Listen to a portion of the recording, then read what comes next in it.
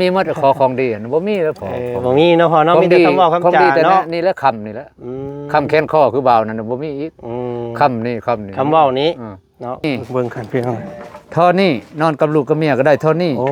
เบิดเครื่องชาตินี่ที่ลูกเห็นทำที่เห็นนี่เลยทำที่เห็นนี่ม.1หวดปีสังม.1จักอันน่ะหมอจักอะไรนั่นเท่านี้ตัวนี้แหละพี่น้องอันนี้ก็พอชื่อใหม่นี่ตะกี้มันบ่ว่าแล้วตัวนี้เนาะตัวใดอันนั้นดาวเขาทหารกับตัวนั้นหมดแล้วเขาปลดประจำการแล้วบ่เว้าถึงมันตัวนั้นเป็นประชาชนแล้วเป็นอันประชาชนธรรมดาแล้วคือมื้อนี้เนาะอันว่าตุ่มเบาดาวอันนี้เนี่ยมันบ่มีบนติดแล้วทิ่มลายก็อึกกระทึกชิบเป็นเช้าแล้วบ่มีเป็นเมียผู้ที่2แล้วเลิกกันแล้วได้ลูกนึงคือมาอยู่ใกล้กันแท้สบายนะกับพี่น้องเดียวได้ลูกพี่น้องเดียวซั่นพี่น้องงั้นเขาก็บ่ได้เมียใหม่นี่เป็นพี่น้องกับเมียเก่านี่รุ่นเอื้อยอันนี้รุ่นเอื้อยลาวชาวปลายปีแล้วได้ลูกคนไปเฮ็ดงานอยู่กรุงเทพยังลูกสาว7ปีอยู่นี่แต่73เข้าทหารจนฮอด2000ชาวเพิ่นปลดประจำการเข้าบำนาญแล้วมาอยู่นำลูกนำเมียอยู่บ้านนี้ผู้นี้นี่เมียผู้ที่2นี่เมียผู้ที่1นี่อยู่เซโนเมียผู้ที่2นี่ได้ลูกนึงนี่6-7ปีแล้วลูกแสดงว่าผู้ที่3บ่ทันได้ลูกจักคนหาก็สิเข้า2ปีนั่นแหละปี1 2ปีอยู่นำกันได้2ปีแล้วห้อยแสดงว่าเอากันได้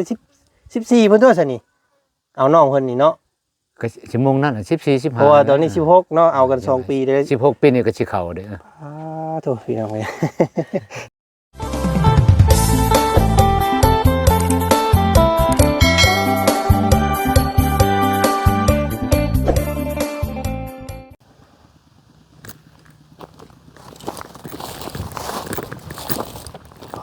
โธ่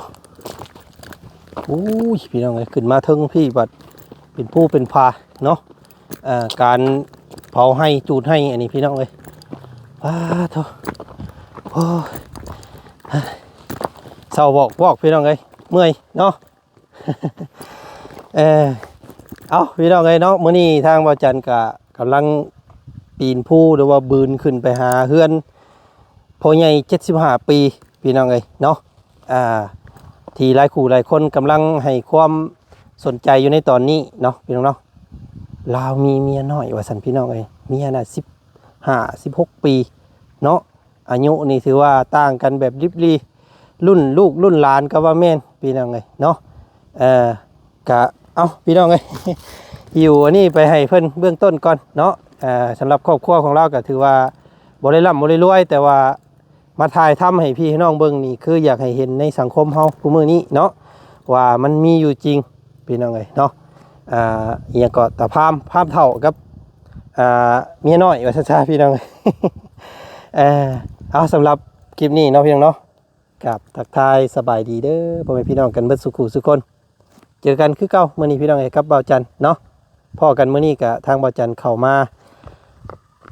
ได้เข้ามาบ้านนี้และพี่น้องเอ้ยบ้านอันห้วยยืงเนาะบ้านห้วยยืงเมืองเซโปนนี่แหละพี่น้องเอ้ยเนาะห่างจากตัวเมืองเซโปนประมาณบ่ฮอด10กิโลพี่น้องเอ้ยขี่รถเข้ามานะเนาะ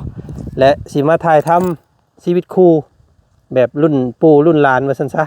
เนาะให้พี่ให้น้องเบิ่งส้มก็จะเผาดราม่าจะเผาเว้าเผาว่ากันเด้อพี่น้องเด้อเนาะเพราะว่าเฮาก็อ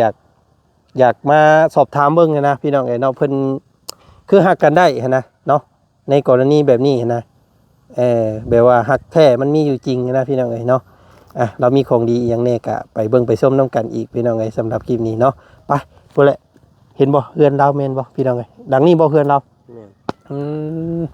หลังนึงโอ้ยพี่น้องเอ้ยบ่ได้ห่างบ่ได้มีบ่ได้รับบ่ได้มีเลยเราก็ได้เนาะแสดงว่าจีบด้วยความฮักกันแท้ๆตัวนี้เนาะ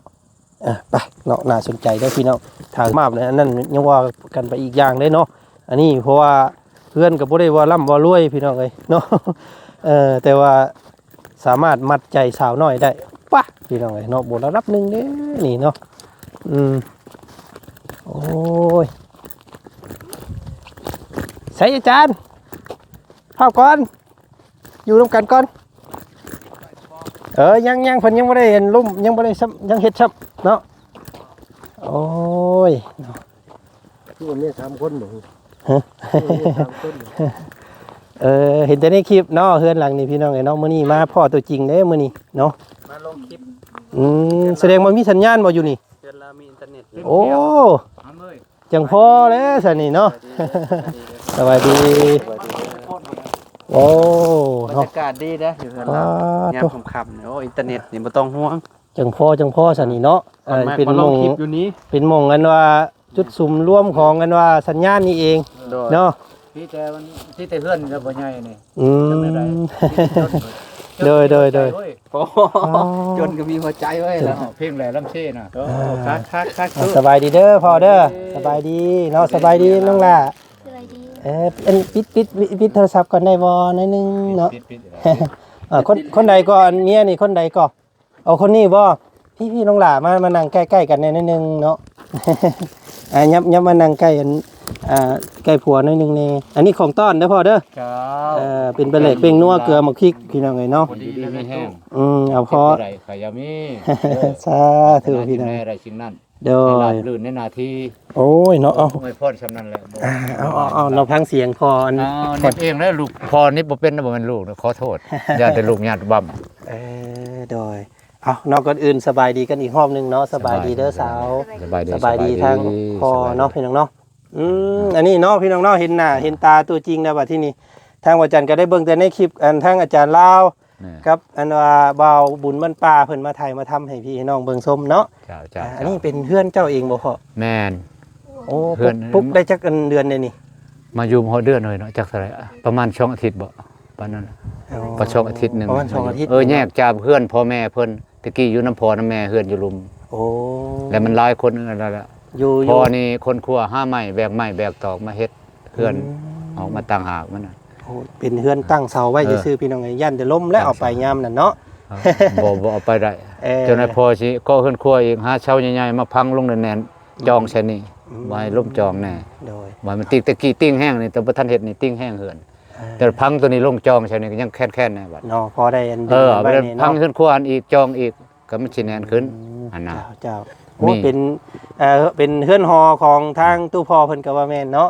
เอ้าขอโทษขออภัยเด้อพ่อเด้อขอฮู้ชื่อฮู้เสียงแน่อันพ่อชื่อจังได๋ก็ ชื่อบ่ชื่อพอน้อยนามสกุลพัฒนา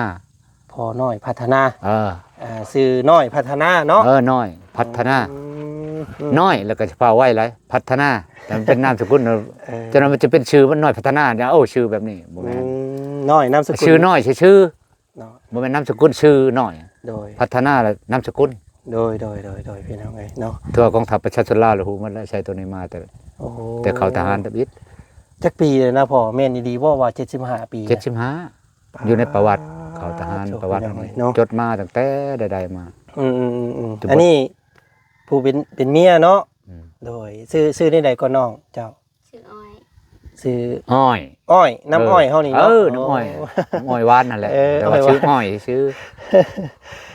จักปีก็อันนี้ ถามพอดีเลย 16 ปีนี้ 16 ปี 16ปีนี่ปีสิเขาอันนี้ โอ้ยพี่น้องเอ้ยเนาะยังแบบ คารวะ สิว่ารุ่น อ่ะ ลูกก็ยังว่าใหญ่อยู่เนาะลูกเนาะ กับโอ้ยลูกคอยเช่าป้ายว่าแล้ว หลานซะเนาะ อ่ะ อ๋อ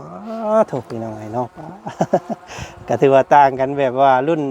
แบบคนละนั่นกันเลยเนาะรุ่นนั้นพ่อตู้กับหลานเลยพี่น้องเอ้ยแต่ว่าก็ป้าหักมักกันเนาะพ่อเนาะ ก็ว่าบ่ได้ตัวนี้ อืม จังแม่นยังมันมาจองแหละบ่ฮู้ อ๋อเนื้อคู่นั่นแหละเนาะจังสิได้อยู่นํกันได้เนาะน้องเนาะแม่นบ่ แม่ เออ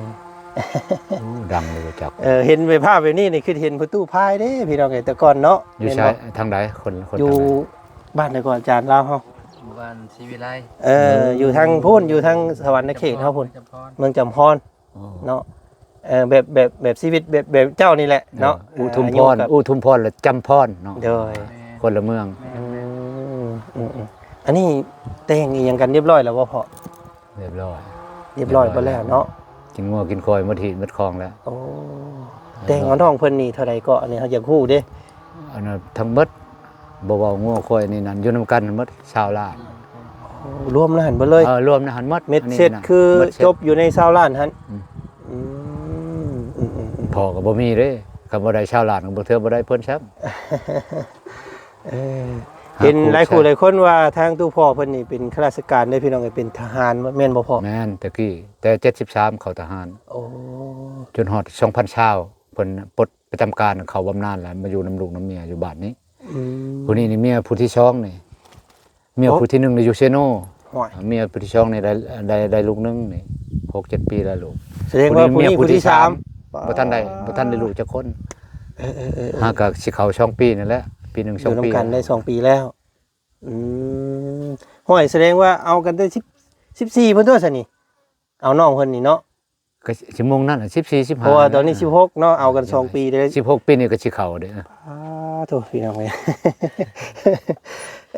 ก็ถือว่าเนาะพี่น้องเนาะเอาบ่ว่ากันบ้านเฮาบ่ได้มีกฎหมายตัวนี้เนาะ ถ้าเป็นฝั่งไทยนี่ยังแบบว่าแบบเพิ่นสิว่าอิหยังภาคผู้เยาว์เนาะแต่ปัจจุบันเฮาแล้วแต่เนาะแล้วแต่ฮักมักกันอยู่บ้านเฮานะพี่น้องยังบ่มีกฎหมายตัวนี้ ก็ เนาะ หลาย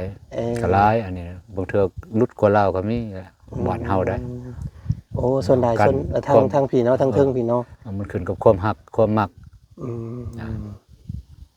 มอันนี้ไปจีบกันนี่ได้พอตอนแรกๆเลยเนาะไปพบไปพ้อกันนี่ได้ก็ เรื่องจีบนี่ก็บ่ได้นักหนาพอปานใดเลยมีแต่ว่าเว้าหยอกใหญ่กัน เห็นแล้วจะมี แซวเล่าเนาะ แซวชื่อว่าโอ้ชาวนี่งามอีเนาะโอ้จะได้เป็นเมียเด้คือสิตายบ่รับตาว่ากันไปในนั้นแหละว่าค่อยได้เจ้าคือสิตายบ่รับตาว่านั่นนี่นั่นหยอกใหญ่กันบ่ได้นั่งล้มกันอันนี้นะไม่ได้เฮ็ดพ่อกัน เลยว่าไป อาบน้ำอาบในนี่นะพอเห็นอยู่ใช่แล้วแซวใช่แล้วแซว เริ่ม บ่ฮู้ว่ามันสิเป็นอะไรมันสิเป็นความจริงอะไรนะแต่ว่าเทวดาเพิ่นก็เบิ่งแย่งอ่ะแหล้ว ก็ถือว่าสมใจปรารถนาเนาะพ่อเนาะ ชมปาดก็ความในใจก็มักอลีจังแซวหั่นน่ะคนเฮานี่บ่มักแล้วบ่หยอกเด้อ แม่นพี่น้องเอ้ยเนาะก็เอาพี่น้องเอ้ยเนาะก็มามื้อนี้ก็มาแสดงความดีใจนํเนาะได้คู่ครองที่แบบว่าต่างอายุอานามห่างกันแค่ต่างกันแค่อายุเนาะพอเนาะห่างกันแค่เกิดก่อนซื่อๆบ่เป็นหยังดอกขอแค่สร้างสาพัฒนาเนาะพอเฮ็ดให้เฮ็ดหน้าอยู่บ่พาลูกพาเมีย เฮ็ดหน้าก็นี่เฮ็ดน้ำพ่อเพิ่นเพราะว่าพ่อนี่บ่มีดินมีดอนคนทางอื่นมาเอาอยู่พี่แล้วพ่อเพิ่นมีดินมีดอนเฮ็ดน้ำเพิ่นเฮ็ดให้บ่มีหน้าเฮ็ดให้นี่ก็อึดเขาเลยเด้ทางเฮือนพ่อเพิ่นเฮือนพ่อเฒ่าแม่เฒ่าเฮือนพ่อเองนี่ก็อึดชื่อเขากิโลกินแล้ว มาพุกอันที่ทางนี่ก็เป็น ดินพ่อเพิ่น อ๋อ อยู่ชื่อบ่มีสิทธิ์ขายในนั่นบ่เป็นดินเฮาเพิ่นบ่ทันได้ปันให้แล้วคักนี้คันว่าเอาชิปชาวคูณ30 เมตรนี่มอบให้ลูกผู้นี้เด้อแล้วแต่ลูกสิชื่อสิขายแล้วพ่อสิเฮ็ดใบตาดินอันนี้ยังเป็นพ่อได้อยู่ซื่อๆบ่แม่นดินเฮาดินพ่อเฒ่าแม่เฒ่า ดินพ่อเฒ่าแม่เฒ่าเพิ่นยังบ่ได้แบ่งให้เนาะ เดี๋ยวให้อยู่แบ่งให้อยู่ซื่อๆบ่ได้แบ่งให้เป็นกรรมสิทธิ์ โดยป้าแม่นเบิดเลยบ่คือเห็นมื้อวานนี่บ่พากันจูด พุ่นจนลงฮอดห้องพุ่น เห็นเจ้าบ่จูดมื้อวาน ทั้งคอยทั้งนี่พี่น้องชายทั้งอาทั้งป้าทั้งเมียเมียพี่แล้วก็จูดเฮาก็ยืนอยู่ซื่อบ่ได้ไปจูดเขาก็ยืนอยู่แถวนี้แหละ เนาะกำลังสิเตรียมปลูกหยังน้องอันนี้ซุมเจ้าคิดว่า ปลูกปีมิกแล้วก็ปลูกเขานะ ปลูกข้าวก่อนปีทำอิฐแล้วก็ไม้วิกใส่น้ำเพื่อไม้วิกใหญ่เฮาเกี่ยวเขาแล้วปีทำอิฐก็แล้วบริวัติไม้วิกต่อไปเลย โอ้อันปลูกไม้วิกนี่ในกรณีไม้วิกนี่เฮาไปซื้อเอาเองบ่หรือว่าเพิ่นมาย้ายนั่นให้ย้ายเบี้ยย้ายพันธุ์ให้ ปลูกไปมิกจีนนะ เอาเบียร์ของจีนบ่าวของจีนเอามาให้เบียร์บ่ได้ เพิ่น ซื้อได้ขาย บ่ได้ซื้อได้หยังเพิ่นว่าให้ซื้อ มีแต่ดินเฮาซื่อๆเพิ่นให้เบิ่งให้แย่งใหญ่มากขายให้เพิ่น โอ้ แต่ละปีเพิ่นเอาเงินให้ค่าบำรุงค่าเชียร์หญ้าเชียร์ยุงใช้ปุ๋ยใช้หยังก็เพิ่นเอามาให้หั่นน่ะเท่านั้น คิดว่าเป็นดินของพวกเพิ่นบ่แม่นเนาะ บ่ เพิ่นสิใช้วิธีแบบนี้เนาะ บ่ ใช้แบบว่าเอาเบี้ยให้พี่แล้วเอาเงินซื้อหืดซื้อยาพี่ แม่น เนาะ แม่น เดี๋ยวเฮา เพิ่น ป ให้ ลูก ปลูกให้ ให้ เพิ่ เพิ่น นซื้อแต่ว่าขายให้เพิ่นบ่ขายผู้อื่นหั่นน่ะบ่ขายให้เบียดให้หยังน่ะ มันก็ได้ดีอยู่บ่พอตัวนี้อันเพิ่น ก็บ่เข้าขายเป็นต้นอันนี้ก็บ่ได้เบิ่งชาวบ้านเขาขายอยู่จักต้นหนึงเท่าไหร่ อ๋อ ขายเป็นกิโลขายเป็นต้นนั่นแหละลายเป็นต้นใช่ โดยพี่น้องก็ได้พังแต่ทางตุพ่อเพิ่นเว้าเนาะน้องลาเพิ่นบ่ได้เว้าหยังเลยพี่น้องก็สิ ให้เพิ่น มาถามทางน้องเพิ่นอีกนิดนึงก่อนเนาะน้องเนาะ พวกอ้ายมาถ่ายมาทำไปสิก็อันบ่ได้อายบ่น้องบ่ได้เป็นหยังบ่ให้บ่ บ่ ได้อยู่เนาะ โดย ก็ขออนุญาตกันก่อนได้ยันว่าโอ้ยสิมาถ่ายข่อยหยังเด้บ่อยากออกกล้องหยังก็บอกกันแน่เนาะ บ่ว่าดอก ได้อยู่เนาะ ได้ ก็ได้อยู่ซะพี่น้องเอ้ยมาอยู่นำทางตัวพ่อเพิ่นกับเพิ่นดูแลดีอยู่บ่ โดยได้ดีอยู่ แต่แค่ดีเนาะ โดย โอ้ยเรื่องแค่นี้ยุกให้ตู้พ่อโดนแล้วนี่พี่น้องไอ้แต่มึงเนาะต้องสิแบบเอาใจเป็นเก่งอยู่เบิ่งคนนี่เนาะ แม่น เคยได้ยินว่าห้องเพลงก็เป็นบ่พ่อ ได้ เจ้า พอได้ เพลงหยังแบบว่าพุดขึ้นมาในหัวเลย เพลงลำวงเขานี่คือว่าจนก็มีหัวใจบ่นี่นั่นเพลง อืม กะรุ่นใหม่ๆในรุ่นเก่าๆแน่ อ่า เช้าลงแจ้งเช้าช่างตะกี้นะแบบว่าห้อง พอได้ เพลงแบบจีบสาวนี่มีบ่ บ่มีตัวนี้ โอ้ เวลาคืออยู่ค่ายคืออยู่ทหารอยู่เชโนตะกี้นะเวลาเขาม่วนเขาชื่นเนาะเฉลิมฉลองนี่นะเขาก็เชิญออกไปห้องแต่ละลำเวลาเขาผ่อนเขาลำบงเชียงสดนะ โดย ก็เคยห้องอยู่เชโน คือปัจ อยู่ จุ นี่ บัน ก็คือกันนั่นแหละไปนั่น ปัจจุบันนี่พ่อนี่บำนาญเนาะ บำนาญแล้ว5 ปีแล้ว พี่น้องเอ้ย ช่างพันเช้าพุ่น โอ้มีแต่รอ ปลดประจำการ เพิ่น สามสิบ จ่ายบำนาญให้เนาะ ช่างแต่ละเดือนเนี่ยไปรับเอาอยู่ธนาคารกสิกรรมเมืองเชโปนนี่ อ๋อเพิ่นสิเปิดอันบัญชีให้เรียบร้อยแล้ว มีบัญชีมี ATM บัตรแย่เอาคันเฮาบ่อยากไปรับน้ำมือน้ำตีนเขาก็ไปแย่เอาน้ำตู้น้ำหยัง โดย ได้แต่พอแย่บ่เป็นกดเขาช้อนอยู่ช่อง3เทื่อแล้ว มันต้อ ลื ง มตลอด มันลืมได้ตอนนั้นเนาะ สำคัญเลยรหัสตัวเองรหัสอันจดไว้หั่นเลยรหัส พี่น้องเอ้ย กดรหัสเขาแล้วก็กดเงินจะเลขบ่ได้คันเงินช่อง3ล้านกดบ่เดียวบ่ได้นะครับช่องเทื่อบางเทื่อมันออกล้านห้าออก2ล้าน3ล้านจะกด2ล้านยังกด พังเสียงปากตัวพ่อเพิ่นบ่ได้คือชนเผ่าทางนี้จักดีเลยเนาะพี่น้องเนาะแสดงว่าโมเมนต์คนทางนี้บ่พอเจ้า สารวัตร โอ้มาตั้งแต่บ้านบ้าวบุญสารวัตรพุ่นตัวซั่นนี่เนาะ เออ อยู่บ้านใดพ่อบ้านใด บ้านแต่พอยังน้อยก็ใช้ประวัติมาทหารทมิตรก็บ้านหินลาด บ้าน หินลาดดอนงัวแถววังแขวังเวิร์นช่องห้องน้องเล่าพี่ โอ้ เจ้ากระตีดจีดจาดพี่แหละลุ่มลงไป บ่ฮู้ดอกเฮาเนาะวิดีโอซื่อๆก็ต้องถามว่าบุญสารวัตรเนาะตัวนี้เนาะเพิ่นคนบ้านเดียวกัน มาจากสารวัตรคือกันเนาะ บ่บุญแล้วก็ยังเป็นลมเป็นแรงอยู่พอเอาเขาว่าเป็นทหาร แม่นยันรุ่นพ่อบ่าวบุญเพิ่นแหละอันนี้พี่น้องเอ้ย 73เกิดปี1985เกิดพี่เกิดไล่มาเบิ่งบ่ฮอด แสดงว่าทางพ่อเพิ่นก็ยังเป็นอ้ายของพ่อน้องบ่าวบุญอีกเนาะแม่นบ่ ก็จังว่าก็สิแม่นนะ เออ ก็เพิ่นโทรมาเมื่อเช้านี่ช่างพ่อไปช่างหนูไล่คนชาละวันกันโทรมาแต่บ้านนี่เราเคยเป็นทหารเราเบิ่งอยู่คลิปนี่แหละ อืม เห็นอยู่คลิปแล้วโอ้คนชาละวันเฮาแล้วโทรมา โอ้ เมียแล่นมาแต่ทางป่าพุ่นเมียมาแม่นหนูไล่ชื่อเรา เพิ่นโทรมาแบบใดพ่อมา อยากล้มนี่แหละคนชาละวันนี่เราก็คนชาละวันเราเมื่อบ้านแล้วเป็นทหารแต่เก่าคือกันเมื่อบ้านอยู่ชาละวันพุ่นเดียวนี่ ยันว่าอยากล้มอยากขออันของดีของหยังนำมีบ่ เราก็หยอกนั่นน่ะมีให้แล้วมีแนวหยอกนั่นยังมีหมดนั่น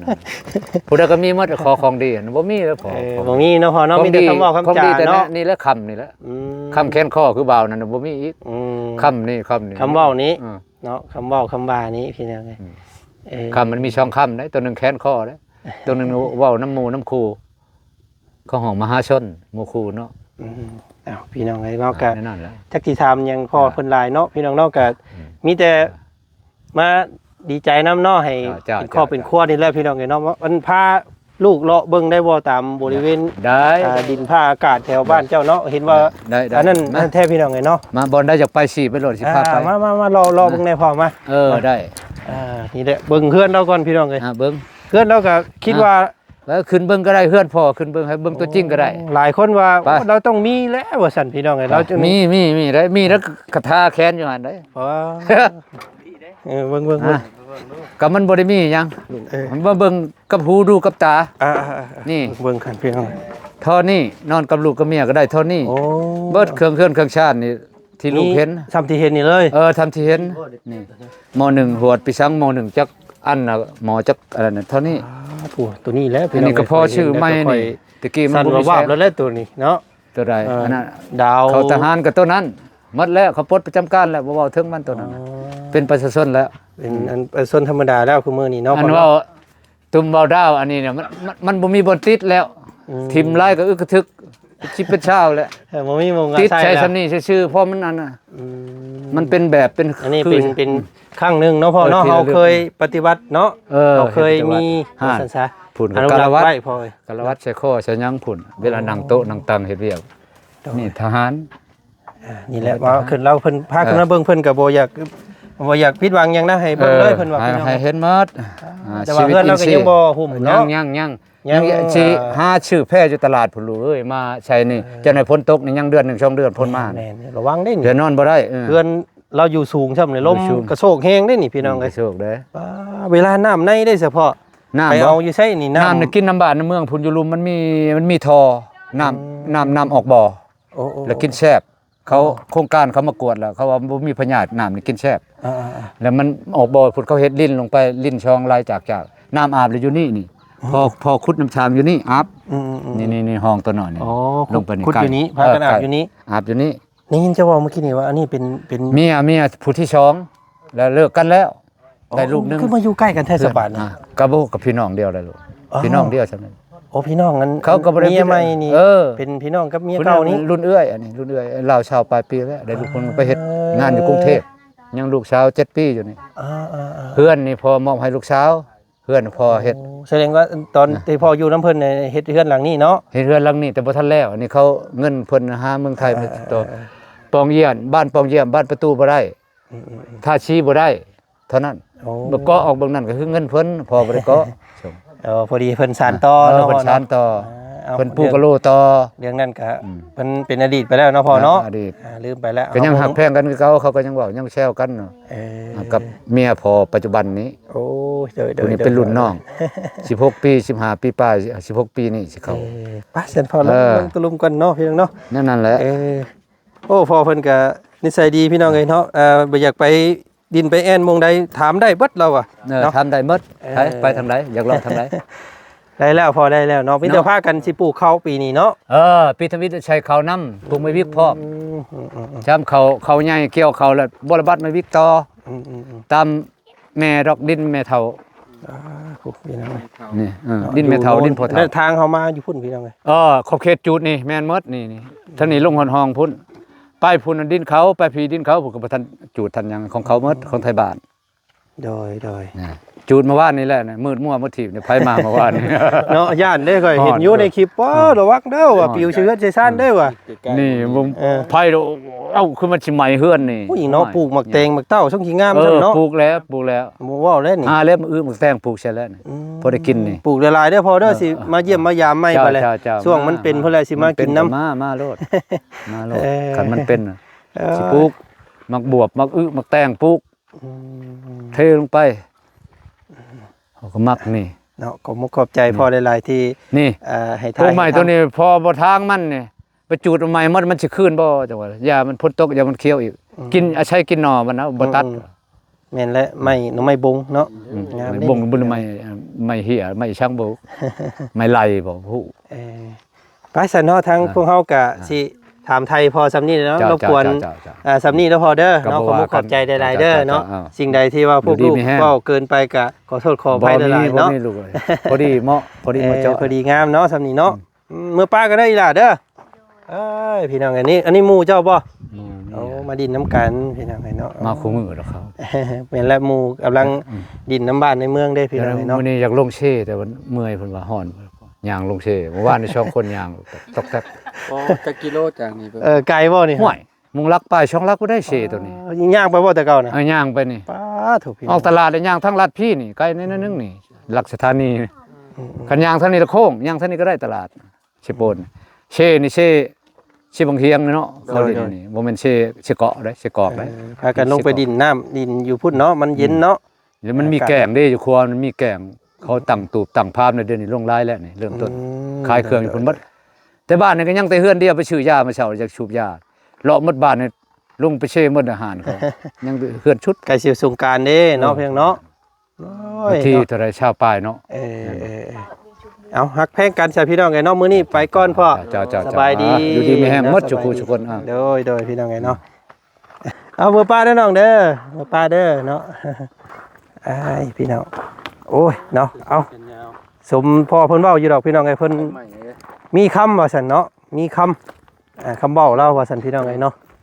อยู่ในคำว่าบ่ดีหรอ ก็มันอันนี้เรื่องนี้มันเว้าไผออกไผบ่ได้เด้พี่น้องไงเนาะมันบ่ได้เกี่ยวกับของดีมีหน่อยหยังก็ได้เนาะมันเกี่ยวกับเราเป็นวาสนาของเราว่าซั่นซะเนาะเป็นกันบ่ได้มือเดียวได้ ล ลมกันมือ โอ้เป็นเอาไป เอามาถ่ายมาทำให้เบิ่งเด้อพี่น้องเด้อมื้อนี้ก็เนาะอย่าพอเว้าพอว่ากันเนาะก็หลายคู่หลายคนก็มันเป็นฮักต่างวัยหั้นนะเนาะฮักต่างวัยแล้วเฮาก็อยากถ่ายให้พี่น้องเบิ่งว่ามันมีอยู่จริงน้องเพิ่นก็มีความสุขพี่น้องก็ยิ้มเป็นอยู่บ่ได้ว่ามีความทุกข์แต่อย่างใดเลยถือว่ามีคู่ฮักต่างวัยเนาะเราก็ ต้องไว้หนึ่งเนาะ แต่ว่าเราก็อยากอายๆแน่ว่าซั่นซะ ครัวเราก็เชิญนะ เอาพี่น้องเอ้ยมื้อนี้สำหรับคลิปนี้ทางบ่าวจันนำเสนอพี่น้องซ้ำนี้ก่อนเนาะมื้อหน้ามื้อในถ้ามีหยังอยากให้เข้ามาหาเราใหม่ก็คอมเมนต์มาบอกได้เด้อพี่น้องเด้อเนาะทางบ่าวจันก็สิเข้ามาใหม่อีกมื้อหน้าเนาะมื้อนี้ไปก่อนสบายดีเนาะเบิดสุขสุคนสบายดีพี่น้องเอ้ยโอ้งามเด้อดินแบบนี้ปลูกหมักแตงหมักเต้านี่ซ้ำสิกินนี่พี่น้องเอ้ย เห็นเลือด โธ่